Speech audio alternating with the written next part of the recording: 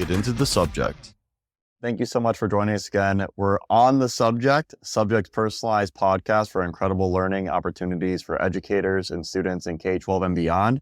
We're so excited to be here with Steven Johnson, an education entrepreneur, a scholar, a double Bruin. We're so lucky to have you here today. And he's also a Los Angeles native. So we're excited to have Steven on the pod today. Thank you so much. Why don't you introduce yourself? Well, thank you so much, Mike. I appreciate, first of all, you having me here. As you mentioned, I am a native of Los Angeleno, grew up in South LA, and then made my way to UCLA as an undergrad where I studied microbiology. Had grand visions of becoming a research scientist, did that for a little bit and caught the entrepreneur bug and haven't looked back since, to be honest with you. So since then, went back to school where you and I met in business school, and have just really enjoyed the entrepreneurial journey so far. So I'd love to start there. And so tell me more. Let's go back to a young Steven. Growing up in LA, so many opportunities here. There's so many public, private, charter schools. How did you and your family navigate the ambiguity of Los Angeles education system? And do you think it was the right decision for you at the time? Such an interesting question. I think that because of where I stand now, I understand how much opportunity there is in Los Angeles. Growing up, it didn't feel that way. Right? Growing up, it was you go to your local school and that was your only choice, right? So we lived, like I mentioned, in South Los Angeles. Public schools were the option. My mom was a single mom. Private school wasn't really an option early on, at least. So we just did the best we could with what we had. So I remember my grandmother specifically and my mom really pushing education when we were younger, when I was younger, and making sure that I understood that as much as the schools we were in may not have expected so much out of us academically, that inside of our home, education was very important and we had to rise to the occasion. So you talk about growing up in a single parent household. What type of teachers and coaches help support your mother's vision for you as a young man growing in this ever-changing world? And how did they help elevate the way that you approached your life when you were a child and especially in teenage years? Absolutely. So my mom, hugely important. My grandmother, as I mentioned already. Also, we were in church a lot, right? So there's, the men and women who became like aunts and uncles, like grandparents to me, who would try to give me their own wisdom and share their own knowledge with me was always a very important thing. But when I got into sports, really around the age of 12, playing AAU basketball, that's when my life changed quite a bit. And it really opened myself up to a lot more opportunity. One of the big stories I like to tell people is that I ended up getting into private school, not because of my grades. And I was a straight A student throughout elementary school, middle school, straight A's, never saw anything under an A. But it was basketball, once I started playing basketball, that allowed me to go to a private school at high school, where I got a full-ride scholarship to play football of all sports, although I never played it. But just the way that school was set up, it was the only way to get in and have my education paid for. But sports opened those doors for me to have an opportunity to even think about college and how to, get into a great school like UCLA. Yeah, sports are such a tool. And I always have all the sports analogies for my colleagues at Subject, and hopefully they don't get sick of them. But I'm such a passionate leader with sports really as an emphasis and an analogous pathway to school. And so you talk about sports as a tool to get into, the best opportunities of your life. I always reflect on my own journey. I went to University of Richmond at first for a semester, and then I went to multiple community colleges, but baseball is what allowed me to go to UPenn. But what really hit home during that community college chapter, and I'm a huge advocate of community college. I think you can get a lot of credits done and be able to have a great experience and graduate from an incredible 4-year degree, is LeBron James. He had said something that Coach Drew at his school in Akron, Ohio, said, use basketball as a tool to better life. And so for him, that meant millions of dollars, and incredible testament to how great of an athlete he is. But for me, and it sounds like for you as well, it meant use sports as a tool to get into the best school possible. So tell me more about what school was this? What high school? What did you love so much about the experience? How did it make your life better? Well, I'm reminded of the saying, how you do anything is how you do everything, right? So when you're an athlete and you're very competitive, you want to be the best that you can be on the floor and on the field, people can see that, right? And you never know how that's going to translate into other opportunities in your life. So as a kid, I just loved the sport. I just loved playing basketball. I showed up to practice on time. I would work hard before and after. And it wasn't until, again, I got the opportunity to go to the name of the school is Montclair College Preparatory School. And where is it? It's in Van Nuys, California. Awesome. It actually no longer exists. It's not there anymore. But shout out that school. It's a mid-90s thing. We did well. We won. We would always win our division in basketball and in football. Went to state championships when I was there, lost there, but still, won our division here. And I guess the point that I was making is it was my AAU basketball coach who got an opportunity to coach at Montclair College. Amazing. Who then opened the door for me and a few other players who he had coached to have that academic opportunity, right? Yeah. So at the time I was going to Westchester High School as a ninth grader. Nice. Huge school, lost in the crowd, really just felt like a number. And again, very smart kid, but going through all the different changes that you go through when you're getting older and you're starting to get interested in girls and you're starting to get interested in all these different things that can be distracting, and it takes away from the education. So it really was a blessing in disguise for me to get into a smaller school, have a smaller setting, and have people who really, paid attention to me and cared about me. Well, so let's talk about that a little bit. You impact so many students today. You do a lot of one-on-one personalized time with students. Talk about the teacher to student ratio there and how impactful that was to you. How do we do that at scale? How do we focus more on being able to leverage more one-on-one small group instruction time? Because it was so powerful for you, as it is for many students. These 50 or 40 to 1 teacher student ratio, it's very difficult for the teachers to have the time to impact their students the way they want. How can we help them? What can we do better to have more personalized learning? Well, it's an extremely difficult job for teachers, right? My heart goes out to teachers who have to manage a classroom of 50 kids. It's pretty much impossible to do. So hard. I have some in-class teaching experience as well. I never had a class of that size. But the thing that helped me with teaching in class and then thinking about how to impact students in a very personal way, but at scale, that's what you're asking, is to really anticipate student needs. I think it's really to be conscientious of, what was I going through at this age? What are the students going through that I do have an opportunity to have one-on-ones with? How can I anticipate the fact that, well, if these students are going through this and maybe I experience this as well, that there's probably thousands of other kids, if not tens of thousands of other kids who are dealing with similar challenges. And then can I create a product? Can I create a service? Can I create some type of opportunity for students based upon those learnings from talking to these kids that I do have the opportunity to speak to one-on-one? Yeah, and I love that you brought up your coach and how impactful it was to you. Did you know that the most impactful, statistically, measurement of improving education is one-on-one time with someone? Yeah, makes sense. Building a relationship, it's personalized. And, that's something that we really focus on is we want to help the core curriculum experience so teachers get more one-on-one time and small group instruction with their students. So we're really passionate about that. You talk about your journey through education. Why UCLA? How did you get into the most applied to public school in the university? Incredibly difficult, especially within California, to get in-state tuition and be able to go to that school. Incredible job by you. How did you navigate that? Did you know how to apply to colleges? Who helped you? Great question. So something you may not know, I actually went to community college first. Love it. See? So community college, to the point that you made earlier, I had no idea. No, so my mom actually dropped out of college when she had me. She was, again, single mom, teenage mom even. Yeah. So she's very bright, but she had to take care of me. So when I got to the point where I was graduating from high school, I applied to schools based upon basketball programs. Yes. So I applied to Arizona. I applied to University of North Carolina, Chapel Hill, Duke, all the schools that I was used to seeing on Saturday mornings on CBS playing basketball, right? Or in March Madness. Yeah. So I felt lost. And I had a college counselor at my school. I was at a great private school at this point. I'm at Crossroads School in Santa Monica, another opportunity that I got through sports. But I didn't know the right questions to ask, right? So the resources were there, but I didn't know how to activate those resources properly. So I still felt like I was on my own. So after graduating from high school, I actually took 2 years out of school. I graduated early. I was 16 years old when I graduated from high school. Wow, that's incredible. And I started teaching and tutoring kids in my neighborhood. Again, never knowing at that stage of my life that it would turn into a career or turn into a business. It was just something I did out of the goodness of my heart. I wanted to help kids that are around me. And I then found out about the honors program in community college at West Los Angeles College. Yeah, beautiful which campus. Puts you on the track towards applying to UC campuses.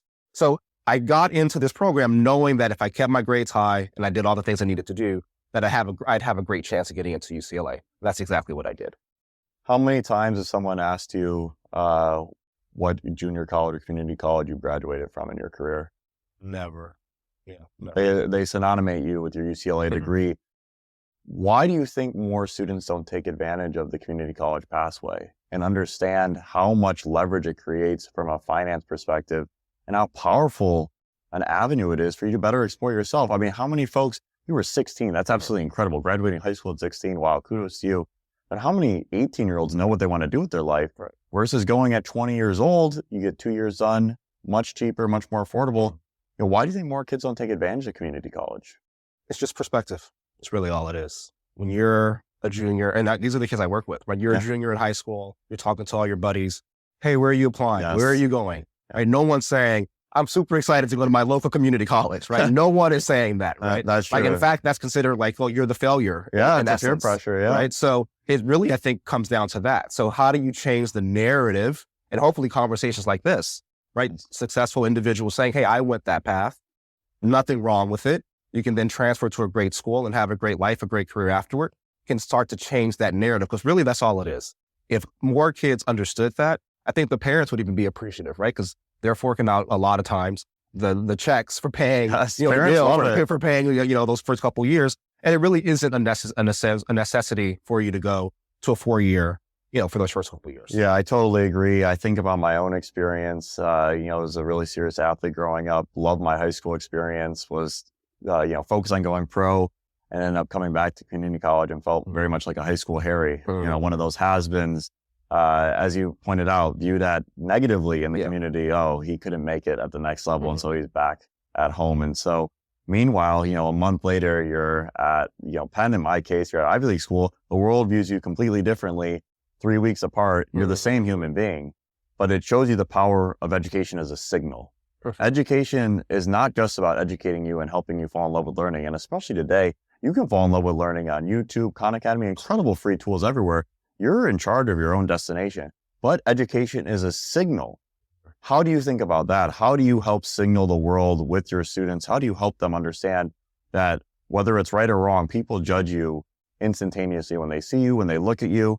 It's totally out of our control and how we try to continue to remove bias, but there's a strong signal based on what school you went to. How do we maneuver that? That's such a great question. First and foremost, with my students, I try to help them to detach identifying themselves based upon the school they attend. Yes. Right. You, like you said, you're the same human being who's in one location to the next location, 3 weeks apart. Yeah. And you notice how the world looked at you different. Yes. I noticed that when I got to UCLA, right? The same exact guy. Yep. Right. So nothing changed, but now there's so much more respect and so much more awe inspiring around, your story. So it really is a life lesson. Right. So not every student is going to have the opportunity to go to an Ivy League school. Agreed. Not every student is going to have the opportunity to go to a place like UCLA or Stanford or any of these other places. But every student, I think, has the opportunity to do the best they can with what they have. Right. And then the doors open up to you that are meant for you is my philosophy. So when I work with students, it is, let's not focus so much on what the signal is. Be aware of the fact that it exists. Right. So there is a signal. If I tell you I went to Harvard, I went to Stanford, automatically, you don't even care. Like, I could have got C's the whole entire time. Yeah. Like, all that matters is the name of the school, right? But, what matters more is, what kind of person am I? What kind of person are you? Do you have integrity? Are you honest? Are you hardworking? And usually that set of characteristics will open up the right doors for you. Well, I love that perspective. And I 1,000,000% agree with you. And one of the things we really try to focus on, to your point, is maximizing your own potential, maximizing your own pathway. Not everyone is destined to go to college, and it's not for everybody. But graduating from high school versus not graduating from high school, it opens up a lot of different opportunities. Graduating from high school versus going and getting your associate's degree, similarly, if we as educators can lean in and help students go 1 to 2 trajectories higher than they would without us, that's success in my eyes. And I know you share that same vision. If we could help a student that wouldn't graduate from high school graduate because of subject.com, that is the most meaningful impact we can have. And so how do we help students go 1 or 2 trajectories higher? And so, I know you're a father now. Congrats to you. You have an incredible family, incredible wife. You built such an incredible life here. How do you approach your own kids' education when they're going to be working in 2090, 2100? They have 80, 90 years ahead of them of blessing their health. How is today's education system is actually setting them up to have success in 2070, 2080? How would you approach that? So today's educational system probably is not setting them up for success in 50 years from now, right? Like, I think, first of all, again, it's becoming aware of the limitations of education. Education's traditionally a very slow moving industry, right? So, I remember being a kid and my mom would hate for us to play Nintendo. It's like, you guys have been on this game too long, right? And then, 10 years ago, I'm tutoring kids who are like, I want to be a gamer as a career. Yeah. Yeah. So it's like that, there's no way. You could have been a gamer. Right. Exactly. There's no way that a parent can predict exactly what the world will be like in 20, 30 years time. You're just doing the best you can with the resources that you have. So with our own children, my wife and I try to do the best we can with making sure our kids are, one, they're happy, right? Yes. And then two, they're exploring whatever their interests are. And if their interests go outside of what the school offers, we try to find ways to supplement that. And awesome. Online, so Subject as an example, and other online opportunities, it's free and paid. But that's what we do. So it's, again, my daughter might come to me and say, hey, I'm interested in, she went through this phase where she was super into making slime. And in my mind, like, how does that help your life? Like, what are you doing? But then again, there's people on YouTube who have millions of followers who make slime, right? So it's whatever your interest is, whatever you're interested in will require hard work, passion, right? Like, so the skills can be built on any platform that I think actually matter for life that will be transferable in 50 or 60 years from now. Yeah, my dad used to say the same thing to me, is as long as you commit to being the best you can be at something, you'd be successful. You talk about, for instance, a career that's very underlooked, like garbage man or garbage woman, picking up the garbage. If you're the best in the entire state at that, you're going to make $200,000-$300,000 a year. And that's a real special opportunity. Obviously, depending on your career and school, et cetera, there's more chances for success on certain pathways. But no matter what you end up picking, if you're the absolute best at it, you can experience success and deliver an incredible lifestyle to your family and find fulfillment in your career. Absolutely. So that's really important. I love what you talked about with your kids falling in love with their interests. You know that over half of students today are going to work in a career that doesn't even exist yet. And that's largely because of AI. And so many buzzwords out there right now. We all know a few years back, crypto, NFTs, similar buzz, Web3, cooled down quite a bit. We'll see what happens with AI, but I think we can all acknowledge it definitely affects your workforce. Say, how do you use it today in your job? Do you use AI regularly? I do. So remember how I mentioned anticipating student needs, right? So as an educator, if you're trying to anticipate a student's needs and you're trying to scale at the same time, those two things can butt heads, right? Because every student may need a slightly different tweak on what benefits them most personally. So AI is a good way to accelerate, right? Like, you can accelerate your ability to expand capacity, right? So if I'm working with, 20 kids or, however many students I'm working with, I can now create assignments that are so fine tuned to the individual without spending hours doing so through the use of AI. So that's how I use it currently. And so what would you say to a student that wants to use AI every day? How do you encourage or discourage that behavior? How is your approach with students wanting to use AI? That's a great question. So I'm actually a huge fan of students using new technology as much as possible. I think that maybe I learned that from my mom getting mad at us for playing too much Nintendo, right? So it's this idea that as much as, we cannot know exactly which technologies will be the thing when they're of age. If you're following it and you learn how to use the tools, we know that all these things are successive, right? So you learn to use this tool and then the next tool comes out, but it has a little bit of a flavor of what you learned, of what you had before. And if I just say, blanket statement, don't use it because it's cheating or it's this or it's that, and I try to demonize it, then I'm causing harm, in my opinion, to my child, right? I'd rather know how to use everything that's out there, and then we figure out where the guardrails are. Like, maybe, I don't want you to just have it write an essay for you without you doing any work at all, right? But maybe learning how to prompt it in the right way that makes it an excellent essay is a great skill to have, right? So there's a lot of fluidity to that conversation. Remember when the calculator came out? Scorned. Nobody thought that you should be able to use a calculator. That's cheating. Or don't use a calculator. Yeah. I mean, when's the last time you churned butter in the backyard? Right. Or when's the last time you watched a silent movie with Charlie Chaplin? Rarely. Exactly. Black and white movies. Exactly. The folks that have not leaned into innovation and change typically are looked upon more poorly as history ages them. And so, I talk about even right now with NIL and college athletes, students getting paid, which I think is great for, empowerment of young people to be able to make money for their families. a lot of these older coaches don't want to be able to lean into this change. And so we see the same thing with how can we help educators lean into the change? Video is the modern day form of fluency. Students are on video all day, TikTok, Instagram, Netflix.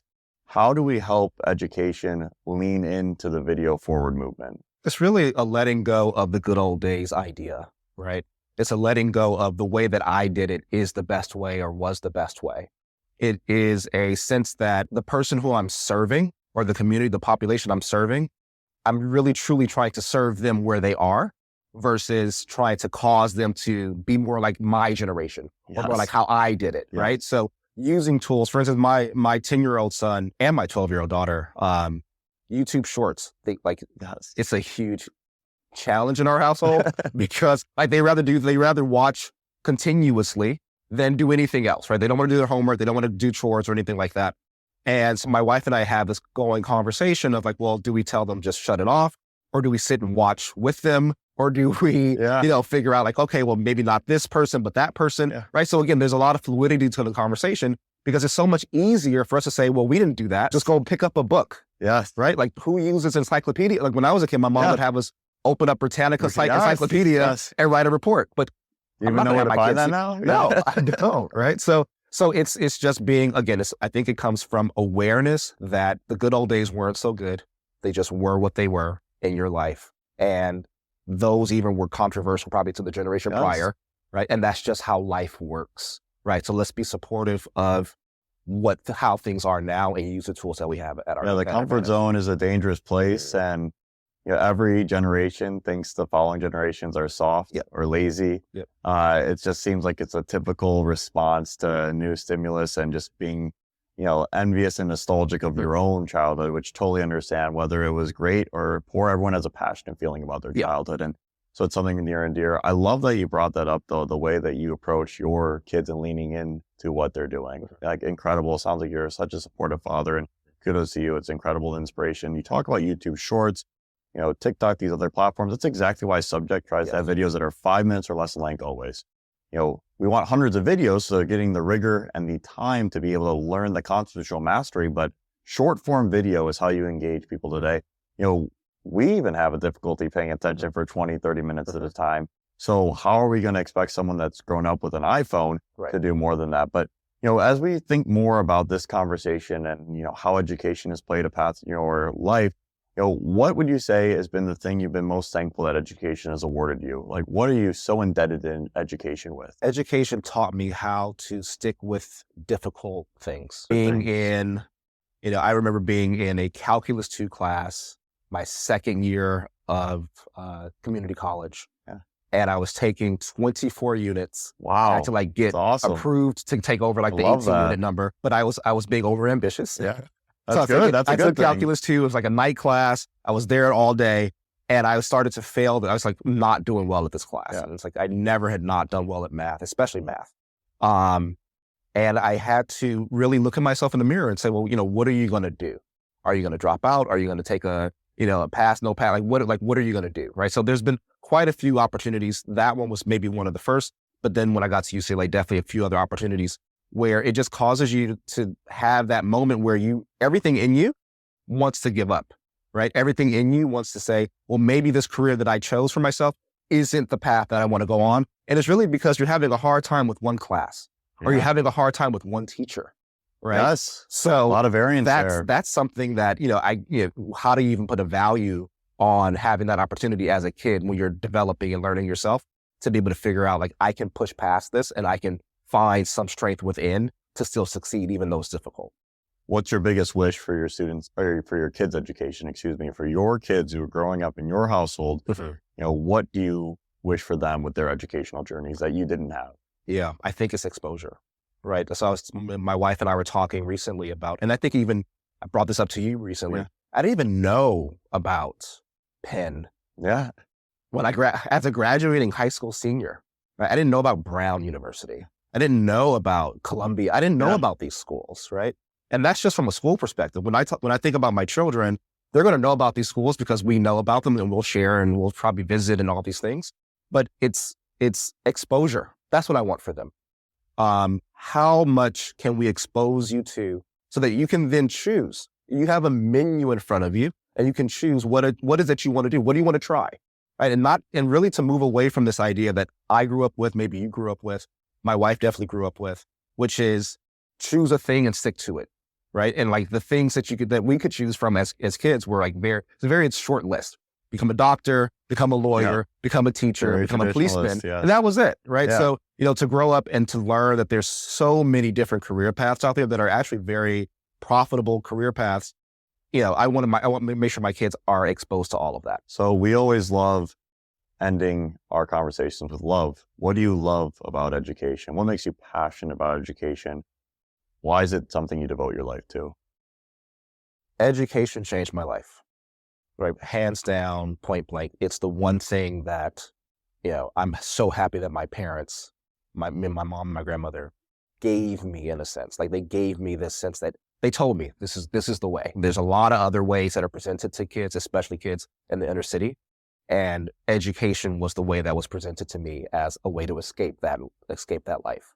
So what I love about it is when I get to meet a student or work with a group of kids and I can see where their limitations are, right? And I can then use education again to push them, right? To help them to develop discipline, to help them develop their ability to advocate for themselves, to articulate their ideas. All these things are wrapped in education. And one of the big complaints that I'm sure you've heard as an educator is, why do I need to know this? Why is this required? Why? I'm not going to become a mathematician. Why do I have to study calculus, right? And I always answer with, one, there's the neuroscience behind, your brain development, all that stuff. But outside of that, it is, to my point earlier, it is when something's difficult and you learn a way to succeed anyway, that translates beyond the classroom. And that is a skill for success that you must have, period. That was amazing. I'm inspired. I'm ready to run through a wall right now. That was such an incredible, indulging conversation. Your passion's infectious. Thank you so much for all that you do for your students. We're so indebted to the work you've put in, decades worth of time, and especially right now, the momentum you have. And so we really appreciate you being able to be such a positive contributor to the education space. And we have so much to learn from you, collaborate together. And we're really thankful that you spent time on the subject.